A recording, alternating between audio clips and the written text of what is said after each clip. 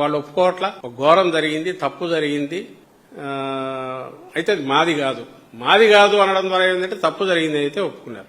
సిగ్గున్న ప్రభుత్వం ఏదైనా అట్లా చేస్తుందా? ఏమాత్రం కొంతమన్నా బాధ్యత తీసుకోవాలనుకునే ప్రభుత్వం. నిన్నెవరు బ్లేమ్ చేశారు? నిన్నెందుకు బ్లేమ్ చేస్తున్నారంటే తిరుపతిలో జరిగిన తర్వాత అయినా నువ్వు అలర్ట్ కాల, సింహాచలం జరిగింది మళ్ళీ అలర్ట్ కాల, నీకు తెలియక కాదు జరుగుతున్నాయి. అసలు ముందే ఎక్కడైనా పబ్లిక్ ప్లేసెస్ లోనూ వైఎస్ఆర్సీపీకి పర్మిషన్లు ఇవ్వాలంటే సెక్షన్ 13 గారు ఇస్తుంటారు, దానికి సంబంధించి చదువుతుంటారే.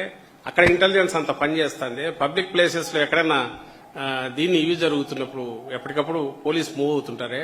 మరి ఇక్కడ ఎందుకు కాలేకపోయారు? You're otherwise busy. అవును, అక్కడ జరిగింది, దాని మీద ఇవి చేస్తున్నాం, ఇక ముందు ఇట్లా జరగకుండా చేస్తాము అనేంత ఆ మాత్రం బాధ్యత తీసుకునే ఇది కూడా నీకు లేదు. తీసుకోవాల్సిన అవసరం ఉందని కూడా నేను అనుకోవట్లా.